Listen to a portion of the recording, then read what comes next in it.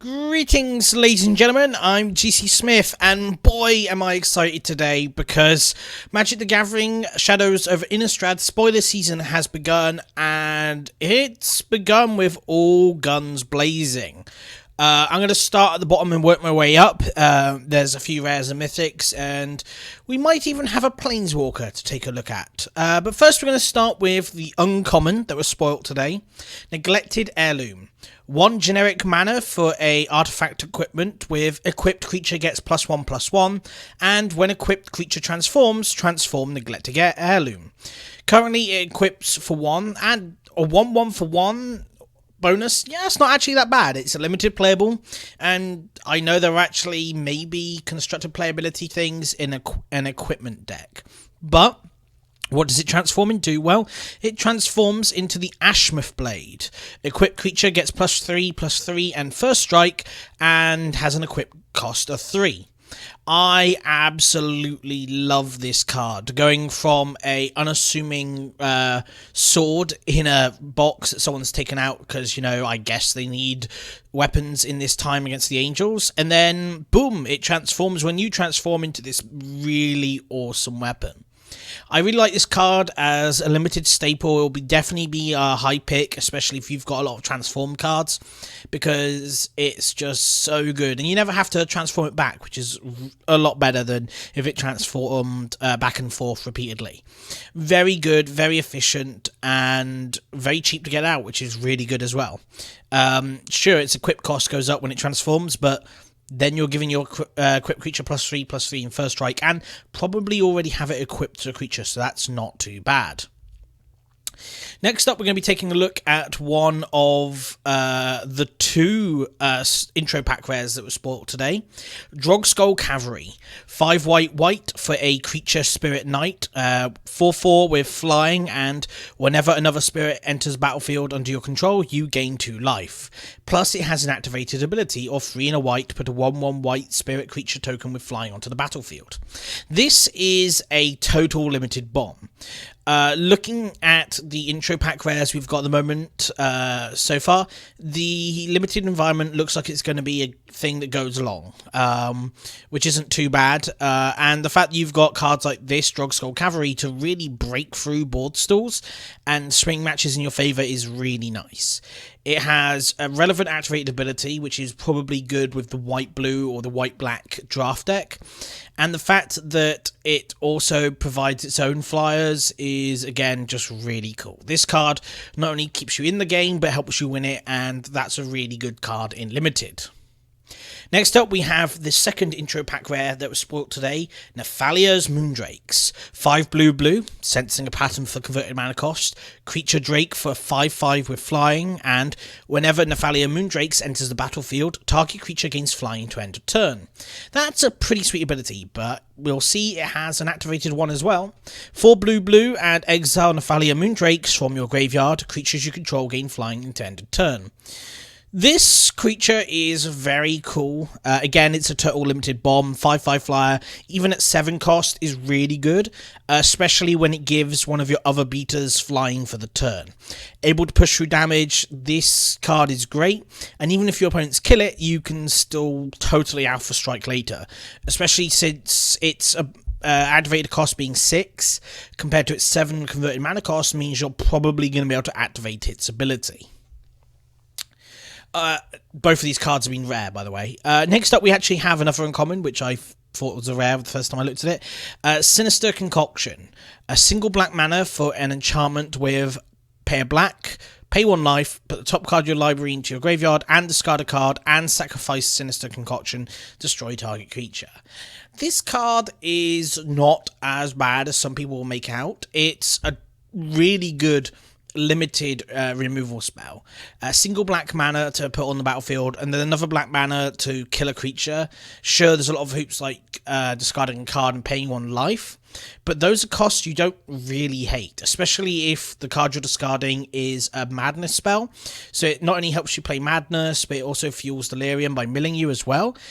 So that's really not a bad card. Definitely limited playable, and might be even premier of limited removal if it is never constructed playable.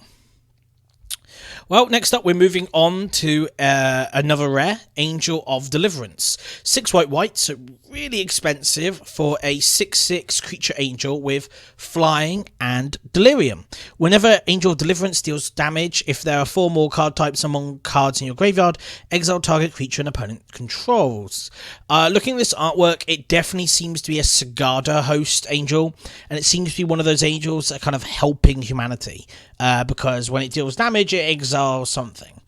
This again is a limited bomb. 8 mana might be hard to get to in limited, but when you do, it does a lot. It's a huge flying body, the biggest of the limited rares so far seen today, and it's got a really relevant ability, which by turn 8 or 7 if there's ramp, or 6, whatever, should be online. This card is pretty powerful, and I definitely think it will be a reasonably high pick in limited, though again we have to wait to see what the limited format shakes up to be. So next up, we've got a mythic. We do have one more rare to look at, but I'd rather go through some of the mythics first, because that rare is pretty awesome. So, Startled Awake, 2 blue for a mythic rare sorcery with target opponent puts the top 13 cards of his or her library into his or her graveyard. Not an immensely powerful spell at the moment. 4 mana for that effect really doesn't seem mythic, does it? And the fact that it can only target opponents, never you again, takes away from its mythicness. But we'll see, obviously, that this card really deserves mythic because it does something really interesting. Because it also has the activated ability for 3 blue, put Startled Awake from your graveyard onto the battlefield, transformed. Activate this ability only any time you could cast a sorcery. And what does it transform into? Persistent Nightmare. Creature Nightmare. Skulk, so it can't be blocked with creatures with greater power, and when Persistent Nightmare deals combat damage to a player, return it to its owner's hand.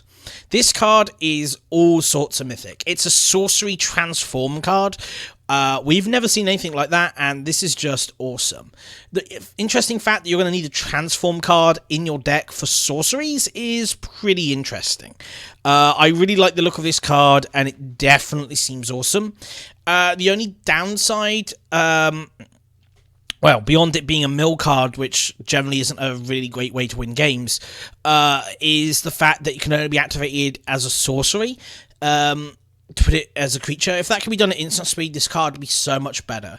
The fact that it has Skulk does redeem it a little bit, allows it to attack through, and this is one of those kind of mythic cards that I'd hate to pull, but I can see why it's mythic, because it does something really complicated that you don't want to see in drafts too much, because newer players would get confused, and again, you don't want newer players to see this card too often, because again, it would probably confuse a lot out of them. So we got another mythic next in Descend Upon the Sinful. 4 white for a mythic rare sorcery, exile all creatures, and it has Delirium. If Delirium's online, put a 4/4 white angel creature with token with flying onto the battlefield. This is pretty cool. So you exile everything, then get a 4/4 flyer. This is a really good removal spell. It's kind of like what you wish the Awaken version of the land, destroy all 9/9 creatures from Battle for Zendikar was, except this seems to be better in some regards. Okay, it's worse because it can't be done on turn 5, you have to wait another turn to do it. But if you have Delirium on by then, you're wiping the board and getting a defender, which is really good. I can definitely imagine this card seeing some play in the standard format to come, because, yeah, this card is pretty sweet. Yeah, it should see some level of play, but again, we know that expensive board wipes might not. That 6 mana, it might just be a little too slow for even with that effect. So I hope it sees some play, but I wouldn't, I don't believe I'd be completely surprised if it didn't. Next up, we have another mythic rare, this time in red. 3 red for a mythic rare elemental wolf creature. 5/5, and whenever Wolf of Devil's Breach attacks, you may pay 1 and a red, and discard a card. If you do, Wolf of Devil's Breach deals damage to target creature or planeswalker equal to discarded card's converted mana cost. I really like this card. The fact they can burn a planeswalker ally of yours or a creature you control makes it a really potent attacker, and I can definitely see this card seeing play in mid-rangey strategies. It's got a decent body, and its ability is not awful. The fact that you can just discard a card of Madness using that ability and activate it, this is one of those mythic rare cards that you can imagine being a standard playable card.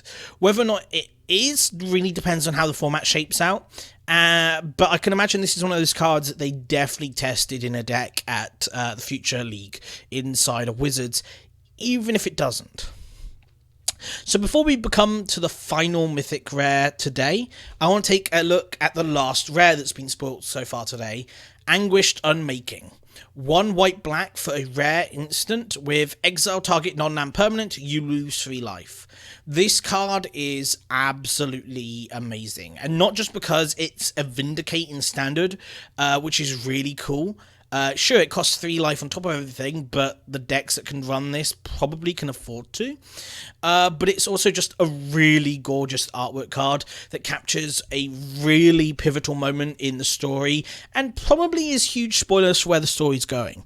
Avacyn gets unmade. This is amazing stuff in terms of storyline, and the fact that it's like Sorin unmaking his probably greatest creation because she's become corrupted beyond anything probably means A, she's unfixable, and B, probably means that Nahiri has something to do with all of this as well, I imagine. Also, this is the artwork that has been going rounds, which if you extend it, if you see the archway to the right-hand edge of the card, just to the right of Sorin, that's where Jace and Tamio are watching this scene in the full extended art, which I think is pretty cool, and it's nice to see Tamio's not dead. Speaking of Nahiri, though, as I keep mentioning, coming up to the final card today, Nahiri the Harbinger. 2 red-white for a mythic rare Planeswalker Nahiri. She starts on 4 loyalty and has +2. You may discard a card. If you do, draw a card. -2, exile target enchantment, or tapped artifact, or tapped creature. And -8, search your library for an artifact or creature card. Put it onto the battlefield, then shuffle your library. It gains haste. Return it to your hand at the beginning of the next end step. This is pretty cool. First thing to note is I absolutely love the artwork of her walking away, action sequence-like, as Markov Manor explodes behind her. This is like a very movie-esque picture, and it's really gorgeous. Even if I hate the thing of Nahiri kind of being an evil character in this Plane story, I absolutely love the fact that Nahiri's appearing on a standard playable card, no less. This is sweet. And it's also the second ever Boros Planeswalker, which again is pretty sweet. But looking at the abilities, her +2, and that's, +2 is you basically filtering. It helps you get a better hand, which is great, though you do have to discard your card first. So you can't +2 if you have no cards in hand and start drawing them, which is probably what a blue... Actually, no, blue's Planeswalker could be draw a card, then discard a card. So you'd be in the exact same situation, really. It's also a reasonable Madness enabler, which I really like as well. Red. Well, red is definitely a colour that will get Madness cards, and so this is a really cool card to see, or kind of ability to see. The -2 is good. It protects her, possibly, depending on what your opponent has on the field. Though if you're playing this onto an empty board, you probably don't mind too much, because there's not going to be too much hasting, I don't think. And her -8 is pretty sweet. It's not the most powerful ultimate we've ever seen, but it is on a Planeswalker that starts at 4 and has a +2. So I don't think it could be too strong, especially when that Planeswalker has removal stapled to her body. It's search your library for an artifact or creature card, put it to the battlefield. Yeah, that's just really cool. And it really fits the flavour of people think that she's the Harbinger for Emrakul. Because the Harbinger is like someone that bringing something. They're like leading something and bringing doom something. So it may just be she's bringing doom to the plane by destroying things, but it's also possible that she's bringing Emrakul to the battlefield. Which is quite cool. Like, I like the idea of people seeing Modern of using her -8 to get Emrakul from your deck, put it into play, and then if she somehow survived that, say you got to 10 first, you -2, or you +2, sorry, to discard Emrakul, put it back into your library by shuffling and then drawing, and then, I don't know, -8 again next time, and get Emrakul onto the battlefield. And obviously people are saying, oh, well, you know, it also stops you having to draw Emrakul because you can always discard it if you do draw it. Which is possible fit with her flavor, possibly. We don't really know what exactly going on the plane or why she wants revenge. People are saying it's because of Zendikar, but she did agree to do all that, though there are some people saying it's because Sorin didn't answer his summons. But anyway, that's all the spoilers for today. It's pretty good looking so far. Really nice to see the range of spells we're getting. Slightly disappointed that it might mean we're not getting Jace because Arlinkoff and Sorin have already been confirmed by Louis Scott Vargas. Though, hey, if we do get a Jace as well, 4 Planeswalkers in the set, I'm not going to complain about that. So thank you very much for watching, guys, and I'll see you next time.